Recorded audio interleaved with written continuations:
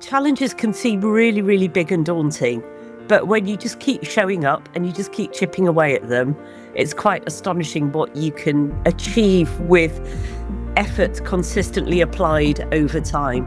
Ocean rowers are nothing if not tenacious.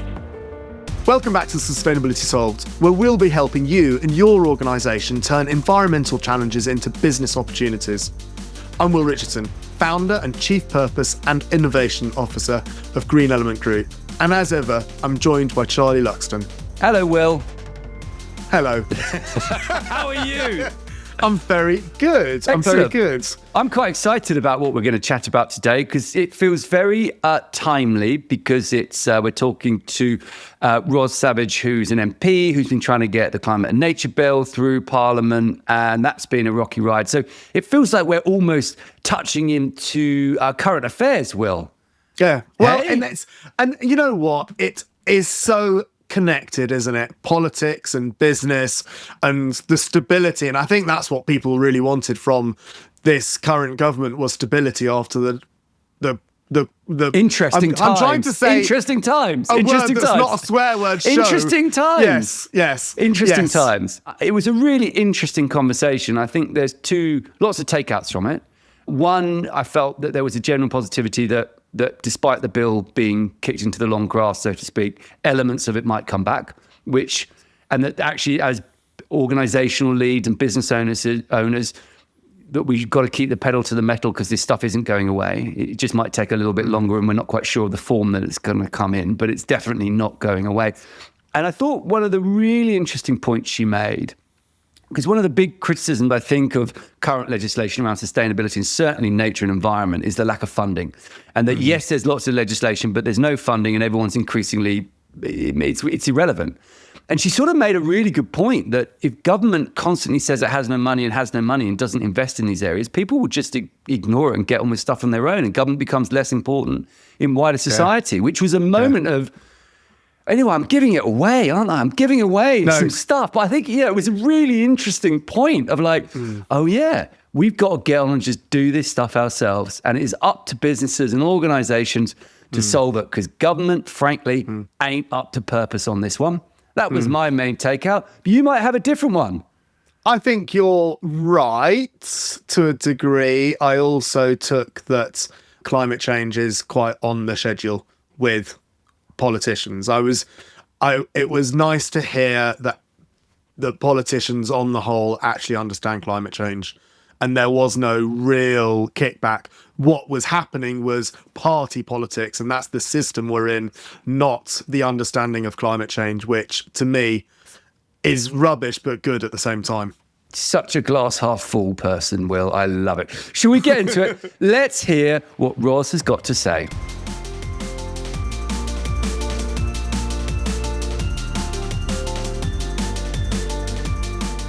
So before we dive into the Climate and Nature Bill, the CAN bill, can we just roll back a little bit and find out a little bit about you and your unique background?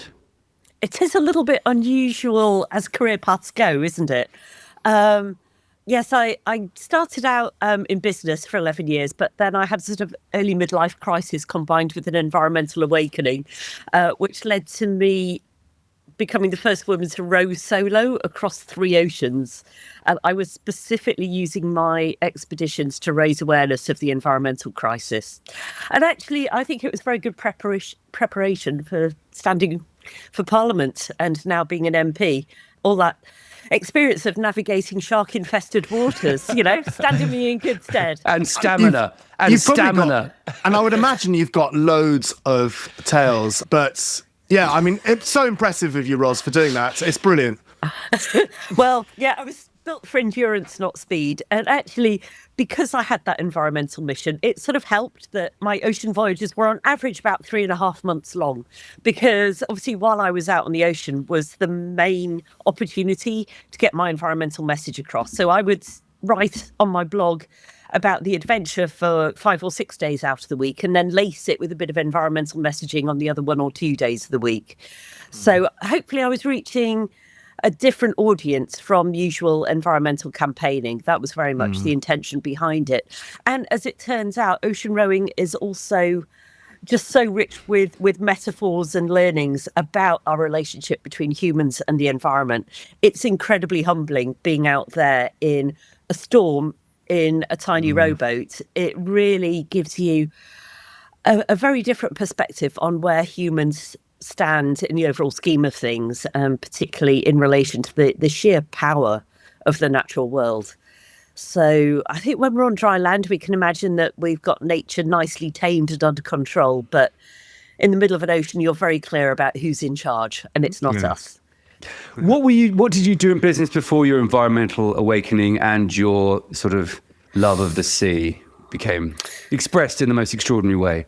Yeah, nothing terribly glamorous. I was essentially a project manager in IT. So it was a fairly technology-based form of consulting, really. And what do you think was the biggest single lesson you got from rowing over 3 oceans? That's a really difficult question. Oh, so many. But I suppose one that I find a great source of strength and resilience in the face of adversity, again, very useful training for politics, is that challenges can seem really, really big and daunting. But when you just keep showing up and you just keep chipping away at them, it's quite astonishing what you can achieve with effort consistently applied over time. Ocean rowers are nothing if not tenacious. I heard that thing recently, which is what you overestimate what you can achieve in a day and underestimate what you can achieve in a year. And Absolutely. So it sort of seems to chime with your experience. Totally. Yes, I remind myself it took me about 5 million oar strokes to get across those 3 oceans. I mean, I wasn't counting, but just... How are your hands? How are your calluses? I'm a bit like, woo. They used to be amazing, but soft as a baby's bottom now. But no, they were my badges of honour at the end of a voyage. But yeah, it is just the idea of 1 oar stroke at a time. Just keep plugging away, just keep showing up, because so much of success is about just not quitting. So tell me about the second light bulb moment when you stopped rowing and took up politics. Well, there'd been a few years in between during which I'd done a lot of thinking, studying and soul searching about why this environmental mission that I was on didn't seem to be succeeding, why we weren't yet on track for a more sustainable future. So I'd actually done a doctorate on this, saying, why do we as a species, as humans, not seem to be getting the message? And it resulted in not just a dissertation, but a book, shameless plug, called The Ocean in a Drop, which is a cheery romp through politics, environmentalism, economics, psychology, and neuroscience, and basically arrives at the conclusion that this stuff is really, really hard and we might not get it solved. And maybe things will have to get a lot worse before they get better. So having written all of that and done all of this thinking, I felt like I had some ideas, because the book does actually end on a much more positive note, I want you to know, about how I think we can still solve this. Sustainability solved, indeed. And I was trying to find a way that I could put some of these ideas into practice. And over the years, a few people had said to me that I should think about going into politics, to which I would usually respond with mock indignation, saying that's an appalling idea. How dare you insult me in such a way? But actually, it was the day of the Queen's funeral that I was reflecting on her life of 70 years of public service. And somehow something clicked. And I just thought, you know what, if she could do 70 years, then I'm willing to give up as many years of my life as my constituents are willing to have me to give this a go. And within less than 2 years, I found myself a member of Parliament. Just very quickly, it's interesting that you had the kind of audacity, if you like, to state that we might not solve this issue. That actually it's such a massive one that the algorithms that we have are so challenged by the scale of it, the time scale, the time frames and the physical scale of the sustainability emergency, that most people just don't seem to comprehend it. But to write that down, to think it's sort of like the unspoken truth, isn't it? No one admits that, especially from the sustainability side. Well, it's not a very positive message, is it? I think it's very difficult to get that right balance between saying we have a really big existential problem here, people, and we need to do something about it.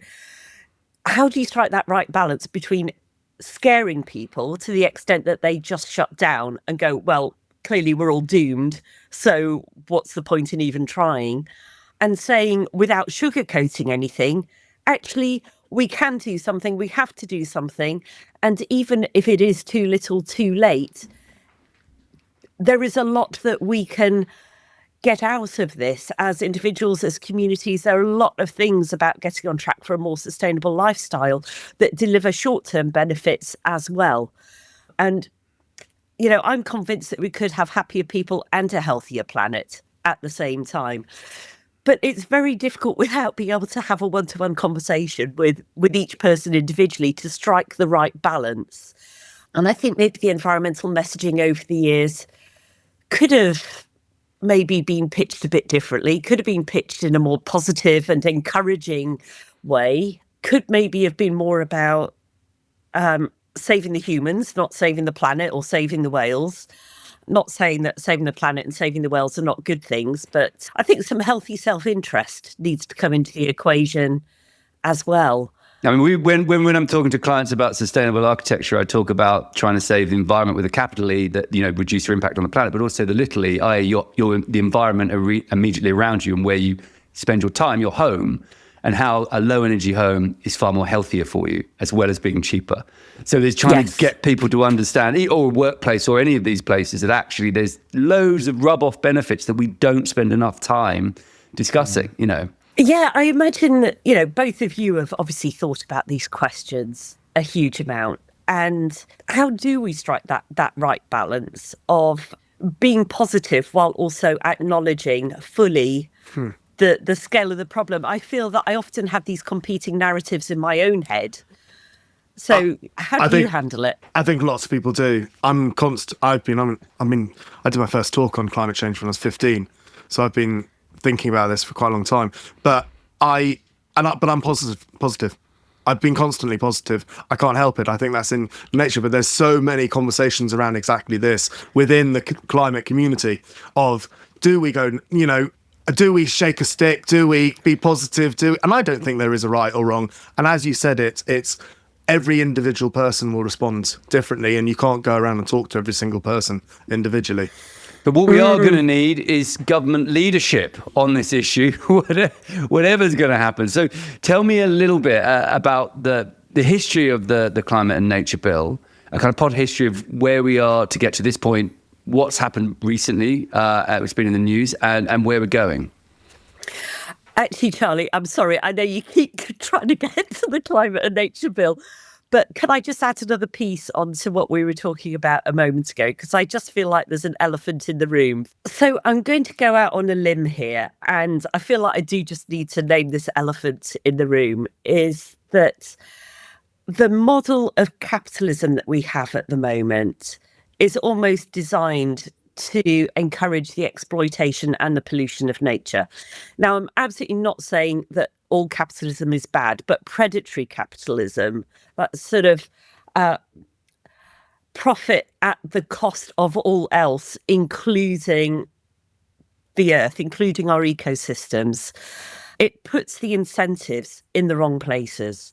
And this is why I love the work that you guys are doing, which is about encouraging a more conscious, I think, better rounded form of business that isn't purely about profit. It's about doing well by doing good. And there absolutely is a role for that, because, Trump was elected last week and clearly is pulling the US out of the Paris Agreement. I know in a moment we're going to be talking about what governments can and should be doing on this, but there are some governments that are just not going to be supportive of the environmental agenda.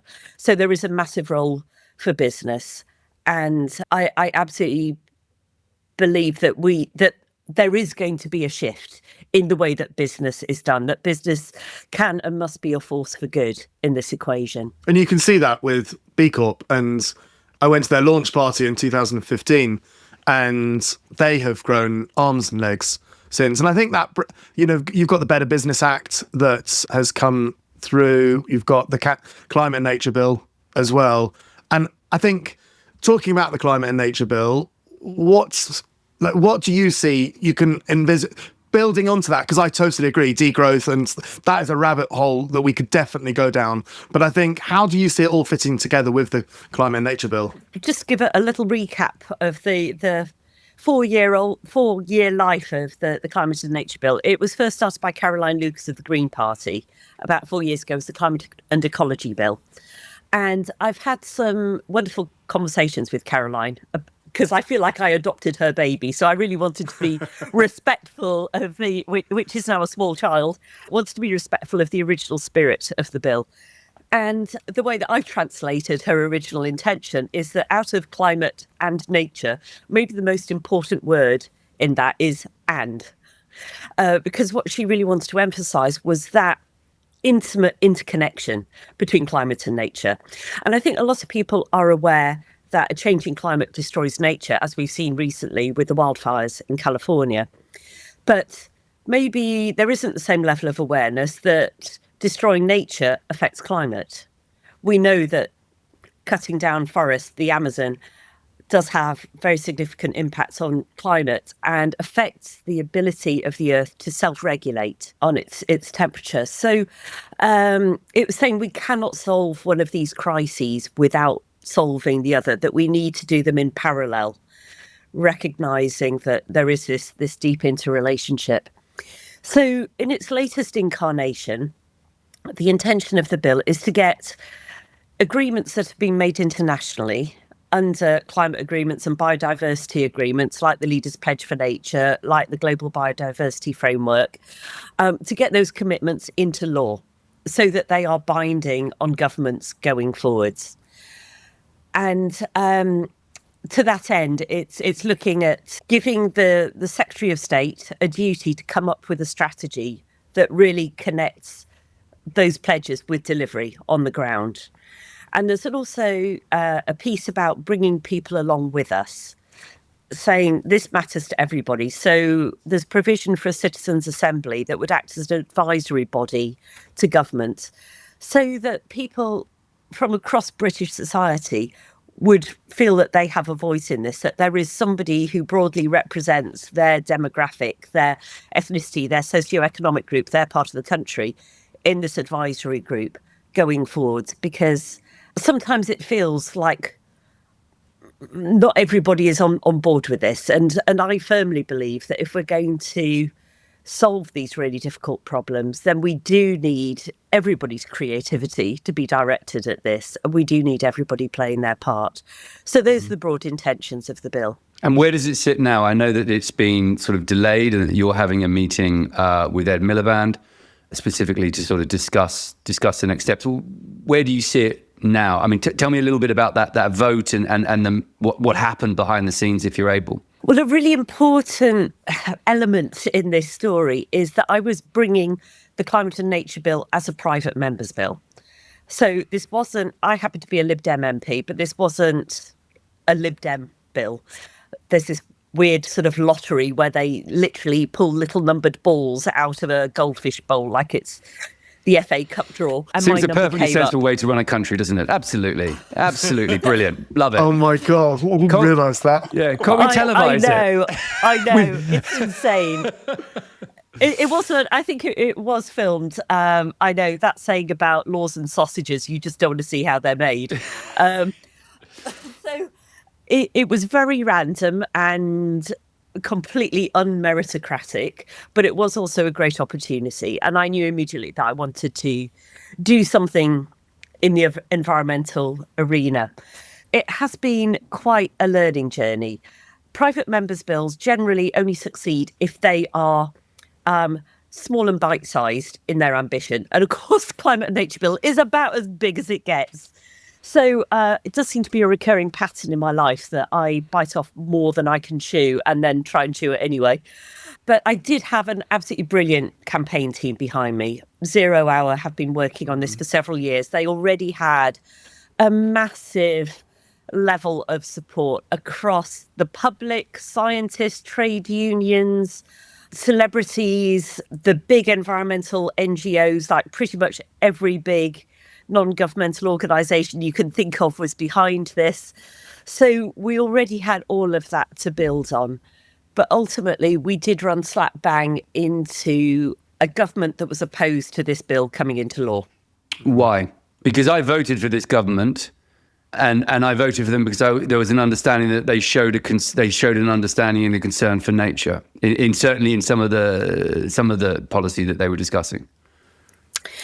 Well, opinions vary, and I want to be a little bit careful what I say, because I'm very much hoping to work with this government going forwards, because I think that part of the reason that there was so much support for the Climate and Nature Bill was that the general public feel like there is a lot more that can and must be done. I think there was maybe a degree of political tribalism, which is enormously frustrating, because I'm guessing that you would agree with me that these issues are too big and too important to be subject to party politics. Yeah, absolutely. And I was really proud that of my 11 co-sponsors of this bill, they spanned all the major political parties.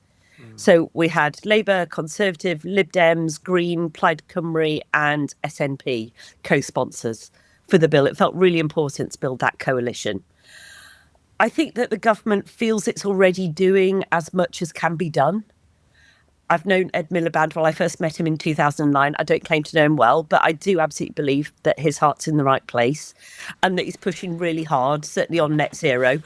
I do think that he could be doing more to explore the nature-based approach to climate mitigation and climate adaptation. Absolutely. I think that was a big part of the problem, that this government, with a very big majority, didn't want some newbie, upstart, Lib Dem backbencher coming along and pretending to tell them what to do. That's pretty damning, isn't it, if I'm honest? I hope not, because I'm really hoping to work with these people. I don't think you are. But I think you're being very fair and kind. But it's pretty damning that the fact that because it wasn't their idea, they don't want to do it. I also want to say that's my interpretation. Yeah, that's my story about it. I mean, they brought the Climate Change Act in 2011, didn't they? So therefore, they've got history here. They do have history within sustainability.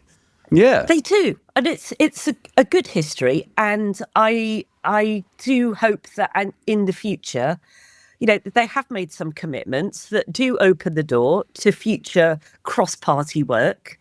And it's too soon to tell. It's still less than a week since the Climate and Nature Bill had its day in the spotlight, being debated in the House of Commons on what was quite an intense day.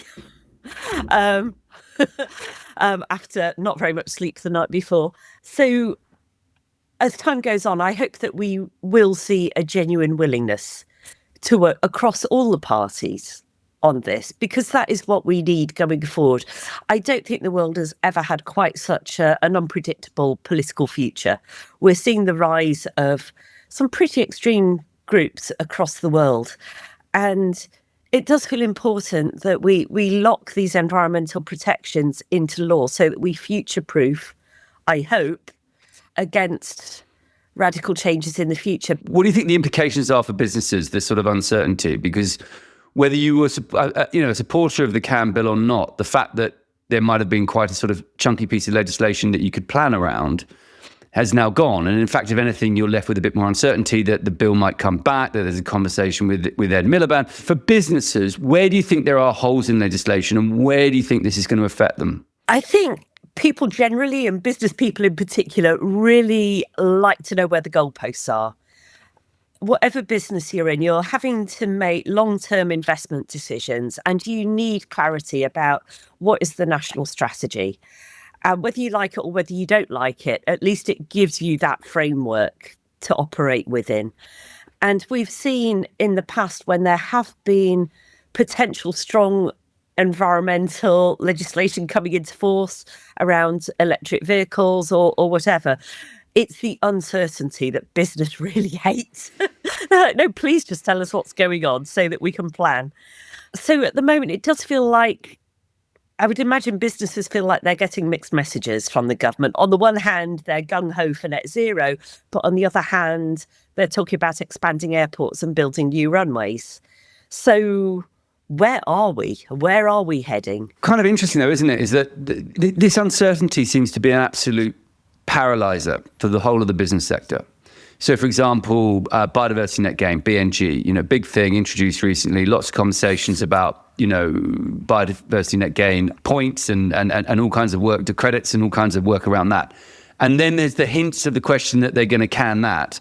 And then everyone just sort of stops work and sort of shuts up shop and just goes, well, if I sit back and sit my hands, I don't need to do anything. I find this lack of clarity deeply damaging. And do you think that the government themselves have an understanding of that? Or do you think that they're more interested in the pure policy direction? I'm not close enough to government to be able to answer politics, that question. Because you're hearing the mood music in the corridors of Westminster, one assumes. Yes, it feels like, understandably, this government is still finding its feet. I hope that the voices, I'm sure that they are talking with business, and I'm hoping that the business community is using its voice to say, please just give us clarity. We are happy to work with government towards greater sustainability. Please just make sure that there is a long-term plan. Human beings and business are generally very adaptable. There are so many stories in the business literature about the businesses that didn't look ahead, that failed to see the new technologies coming down the line and paid a heavy price for it. So I hope that every CEO worth their salt has taken note of that. Generally, human beings don't love change, but once it happens, we are quite adaptable to it. I do believe we're endlessly creative, and over human history, there have been some pretty major seismic shifts in the direction of travel. I know it's an analogy that's brought up a lot, but when slavery ended, so many businesses were saying that they were going to fail if they no longer were able to exploit human beings. So where we are now, we're saying we need to stop exploiting nature. We cannot carry on doing this. And there's a certain amount of squealing going on about that from certain sectors. But these things can change, and they need to change. When we realise that something is morally wrong, like enslaving humans, it does feel like we have enslaved nature. We have commandeered it to our profit-making machines. I suppose when I woke up to all of this, I was really trying to figure out, how can I personally make a living in a way that feels in right relationship with nature? How can I minimise the harm that I am causing on this planet? And I suppose when we come at, whether we're talking about an individual life or whether we're talking about a business, through that lens, we start to see different possibilities. It's just a matter of looking at the same business through a different perspective. Just before we dive back into the episode, I wanted to quickly share something that might interest you, especially if today's conversation has got you thinking about your own sustainability work.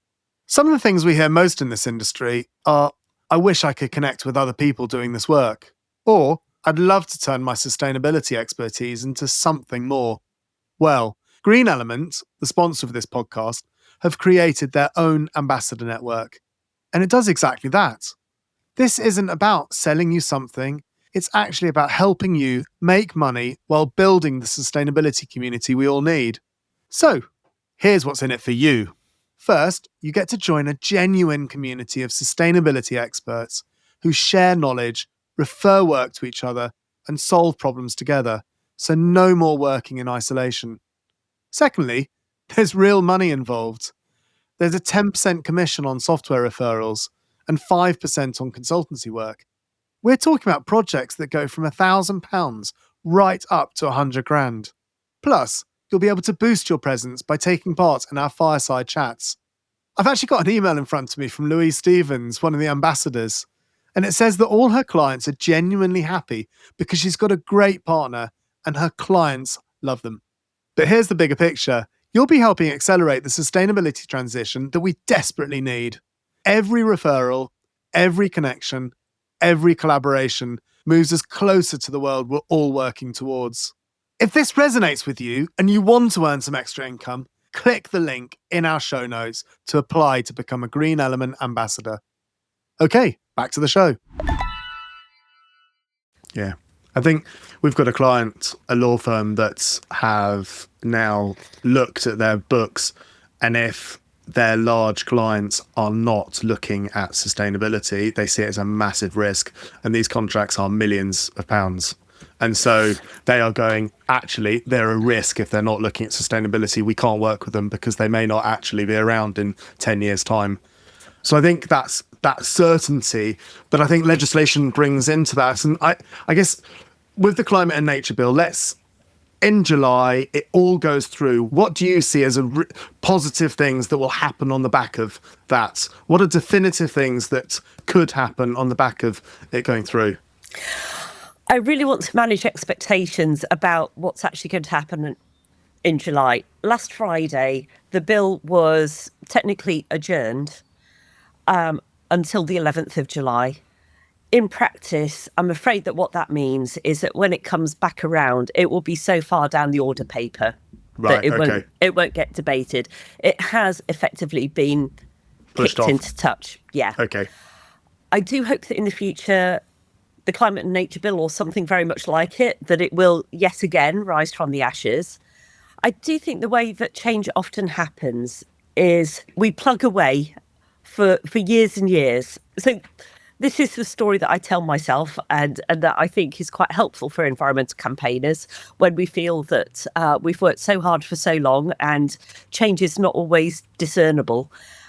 I feel like everything that we do is adding another feather or another grain of sand to one side of the scales. And we hear a lot about tipping points in a negative sense. We hear about them in the environmental sense of certain tipping points being reached in the Arctic or around biodiversity loss or about coral reefs. But there can also be positive tipping points.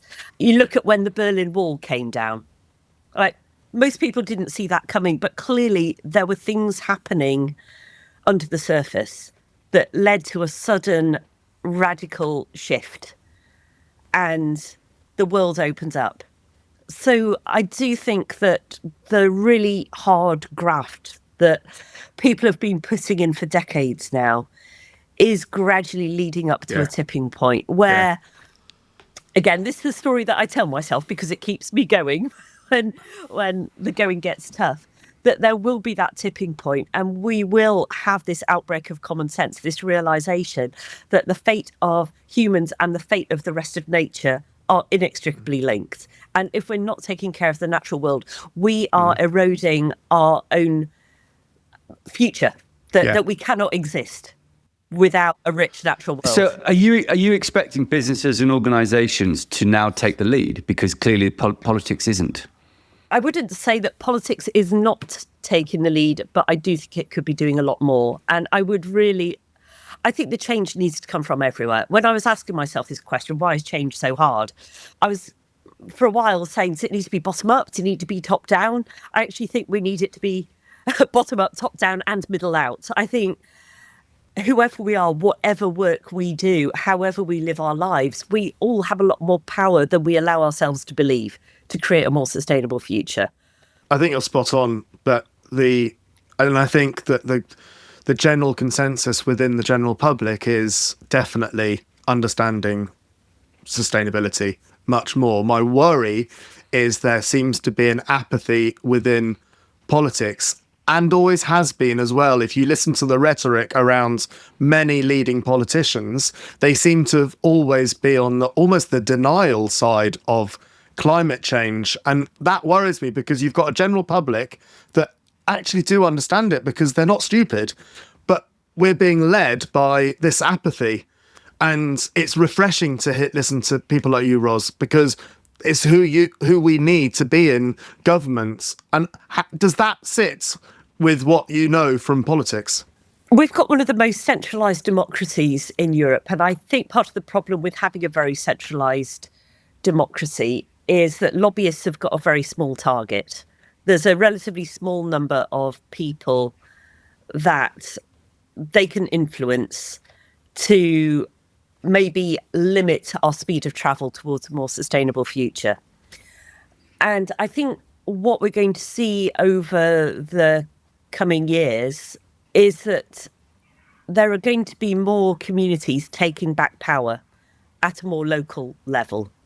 And that might come out of the current messaging that we're getting, that there is no money in government, so there's no money in local government. If we keep being told there is no money in these public bodies, I do think that we're going to see more people looking around to their neighbours saying, what can we do locally? And I'm already seeing this in my constituency. We've got more community fridges. We've got pantries that redistribute food that would otherwise go to waste. We've got wardrobe swaps. We've got tool shares. We've got people sharing resources in ways that save them money at the household level, but also reduce their environmental impact. We've got more businesses working with communities to increase sustainability. Roz, what you're saying, Roz, is that effectively, without meaning to, or intentionally or unintentionally, government is retreating from political control because of a lack of resource. It's very interesting. I asked a person who runs the biggest nature charity in the area where you live. I don't live very far from you. And I said, what do you make of the climate and nature bill? She said, we don't need much more legislation. We just need some funding. There are amazing nature recovery plans out there, and the government have set them out. There's loads of legislation being put out there around all kinds of stuff, and there's no funding. And so nothing seems to happen. So are you effectively saying that if the government carries on in that role, that we will just start solving these problems ourselves and sort of just go, well, whatever, you guys can sit in Westminster and chat away. You don't really impact my life. I'll solve this problem myself. I hope I'm not digging myself into a political hole here. I think it's a very good insight. I think you're absolutely right. I hadn't thought about it like that. It's a really good insight, by the way. I think what government needs to do is to create the framework within which these local initiatives can flourish. And I think that should include funding. And I know at the moment we're being told there is no funding. So it might be that with that human creativity and resourcefulness and motivation at the local level, that people are able to make a little go a long way. But I'm not giving up on national policy. I'm just saying that maybe the focus, you're absolutely right, Charlie, we do need to bridge that gap between policy and delivery, because I don't think that's happening at the moment. But I know for sure there are so many people out there who really, really care. One of the most positive aspects from this very challenging journey with the climate and nature bill is just feeling the level of public engagement and passion for this bill. People are desperate about the state of our natural world. They can see that there are not as many insects or birds as there used to be. They're seeing the pollution in the rivers. They know that something needs to change. So I think if government is smart, it can tap into all of that enthusiasm and give it a focus and a direction in a coordinated way. What I'm going to be doing, slightly still processing what happened over this very intense journey with the bill, is looking at what I can do here in my own constituency of the South Cotswolds to start piloting some of these ideas here. Like, I have a lot of farmers who are having a very tough time at the moment. I've also got the Royal Agricultural University in Cirencester here. So how can we bring farmers together with the Royal Ag to share knowledge, or sometimes just to share war stories, because we know that farmers are under a terrible lot of pressure at the moment. There's a lot that can be done that doesn't have to cost a lot. I think that's really interesting, that there's a lot that can be done that doesn't have to cost a lot. And it strikes me, and so that, just pushing that back and refocusing back to business owners and organisation leaders.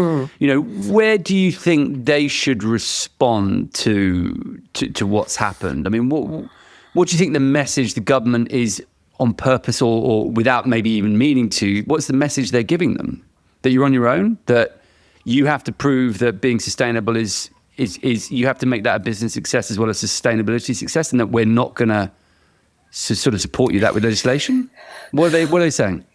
Well, I think increasingly businesses will see that regardless of government policy, that it's a winner with their customers and also with their staff to really start doing the right thing. I've been working with a lot of young people in the run-up to the Climate and Nature Bill reading.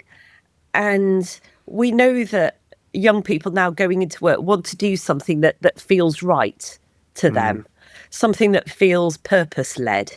And so I would really encourage business leaders to listen to what their staff and their customers are saying.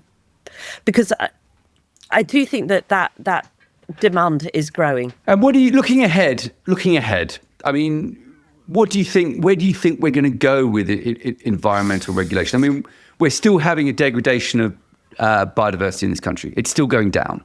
We haven't even turned that corner. So we're so far away from the rhetoric, it's quite extraordinary. Clearly, we emitted more CO2 last year than ever before. The curve's not even going down. Where do you see and the fact that the government are turning away this bill clearly seems to show a disconnect potentially, and talking about new runways seems to show a disconnect potentially between what their ambitions are and these facts on the ground. How can businesses best operate to leverage change in that legislation, if that's believed what they want to do? I mean, how can businesses get involved in the political agenda to support people like you bring forward bills like CAN? So what I'm being told in my interactions with government ministers is that they do meet regularly with business people. They do meet regularly with the environmental NGOs. But there still seems to be a gap there. They might be meeting with them, but how much are they really working with them? Did they meet with farmers before they made certain quite radical changes there? I do think that government, no matter what its political hue, does need to get much, in a way, a bit humbler about working with stakeholders, about having conversations, that there needs to be a more collaborative approach there, because increasingly we are seeing more career politicians who have not worked in the sectors that they then have such power over. Obviously, that's not universal. I do not want to tar all politicians for sure. with that brush. Yeah. But there has been a certain degree of, I suppose, autocracy from new ministers coming in and wanting to really make a mark. And I think taking a bit more time to be in dialogue with the relevant stakeholders and finding out how things can be translated into the real world in a pragmatic and realistic way. I mean, to me, it just seems blindingly obvious. Why wouldn't you engage with stakeholders? Because policy is going to be that much more effective when it's been developed collaboratively. You're going to get less pushback. And you will also know that it can work, that it can actually deliver on what it's setting out to deliver. It doesn't have to look like a citizens' assembly, but it does have to look like more collaboration. So maybe have a minimum term for government departments.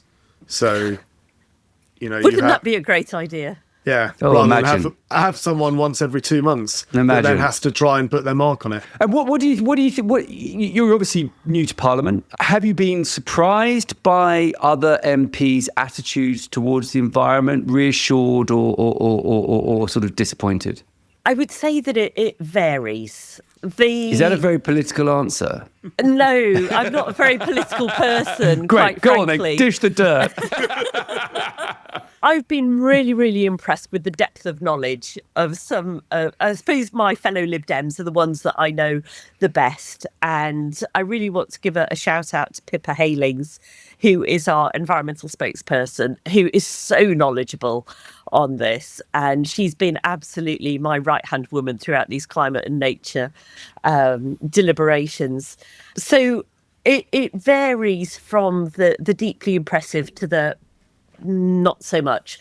I do think a lot of MPs get it. There were a lot of Labour MPs, I don't think I'm being indiscreet here, who were willing to defy the whip, to actually say, no, we are going to support this bill, even though I believe that they were under a lot of pressure to behave themselves and vote along party lines. So I really want to commend them for their courage in being willing to do that. As it turned out, for procedural reasons, it didn't come to that particular crunch. Because that would have been a fascinating crunch, wouldn't it, right? I mean, because my MP up here in Cherwell, Banbury, Sean Woodcock said that he would support it, but it didn't, because we our local energy group, great irony is our local low carbon group, we built affordable housing in the village for local people.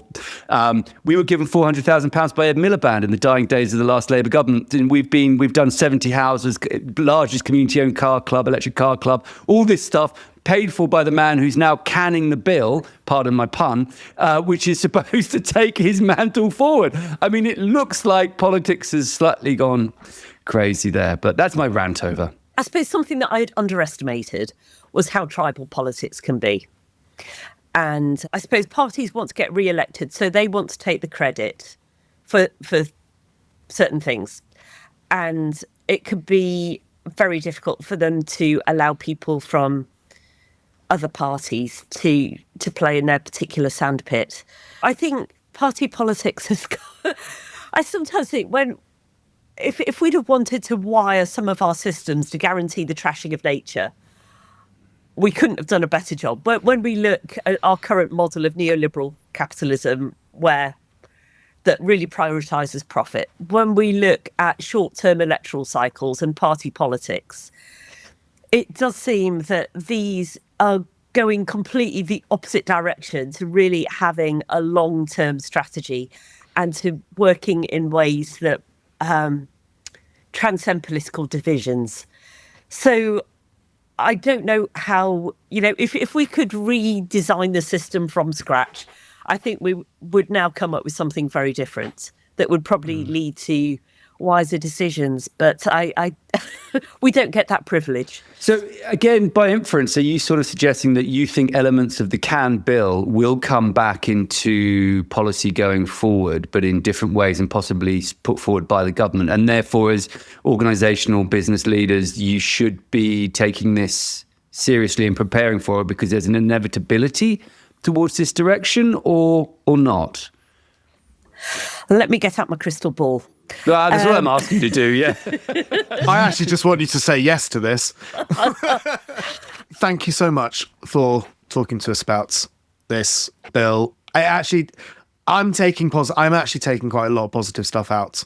No surprise there. Out of what you're saying, and having people like you in politics is brilliant. And I know that there are a number of other people as well. It's not just you, Roz. There are quite a few other people that understands this climate change, really, is in essence.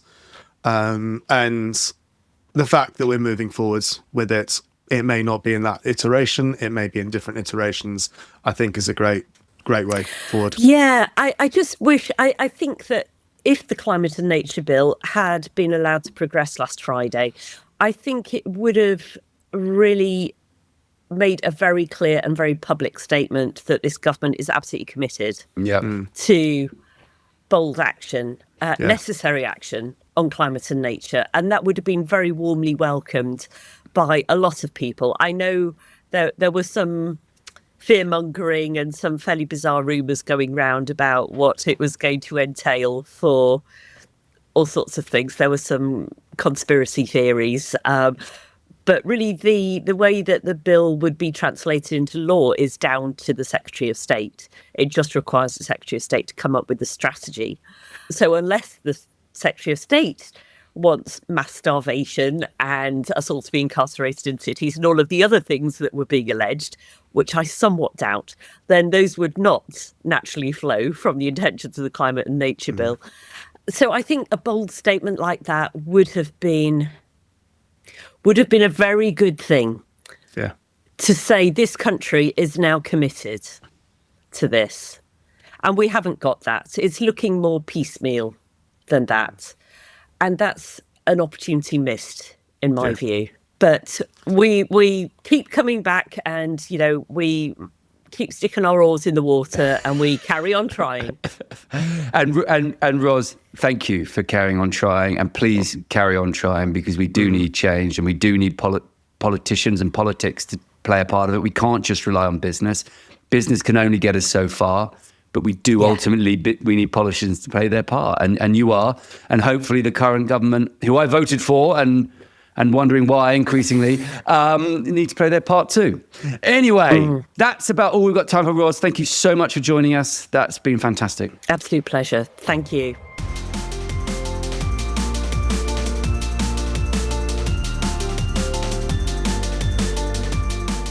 So what do you make of that, Charlie? I'm actually quite positive on the back of that conversation. I know that the Climate Nature Bill didn't go through per se, and we realise that it's quite tribal. You can take negative stuff from that, but actually the fact that they may end up taking some of the stuff on from it and into other things, I see as a really positive thing. It's not dead in the water, basically. No, it's not. I mean, that was really good to hear. I think the government are giving a very mixed message at the moment, and in fact, failing to create a particularly coherent message on almost any issue, and that continues under the with sustainability. I think it's great to talk to Roz. It was really interesting getting a sort of an outsider, sort of a little insight into politics from an outsider. And I think ultimately she's, from a business and organisation perspective, we just got to keep carrying on. And as we know, ironically, politicians don't lead; they follow. And the idea that they're leaders is almost a joke. So actually it's up to business leaders, organisation leaders to carry on leading and pushing this thing forward. So I think that's the takeout, that, I don't think we can expect the cavalry to ride in soon, but actually the market and consumers and, it's still moving in the right direction. So trying to take some positives. I really hope brilliant. Yeah, she was brilliant. She was really good, actually. Yeah, and genuine as well. Like I didn't feel like there was an apathy for climate change. I felt like she was driven by knowledge and understanding and science. Yeah, and it's easy to get exhausted, as you well know, having been involved in it for years, and she's been pushing for years. And so, no, awesome. Really great to have people like that in Parliament. That's what you kind of hope. And I think ultimately, don't let it put you off what your plans are within your business, irrespective of what government legislation is going to say. It is going to come. It's inevitable in my mind. It's just, it's when, it's if, not when. And how. Yeah. And ultimately it will be led by good examples. So keep pushing. You make a difference. That's a note to everyone, is you are making a difference. Keep going. Just by listening to this podcast, you're making a difference. Anyway, that's all we've got time for today. Right, any sort of leaving things? I think there's some housework to do, isn't there? About joining the Sustainability Solved Hub, rating the show, telling everyone you know about the show, leaving a comment on Spotify, telling everyone you know about the show again. And if you've got any thoughts or things you want to discuss or ideas, things you want us to cover, things you think we're talking rubbish about, send us some questions, get in touch. We'd love to hear from you. And we're looking for sponsorship as well. I mean, there's a lot of things for people to do. So maybe just listen to us and pick one of them. Thanks for joining us. Hope you join us soon.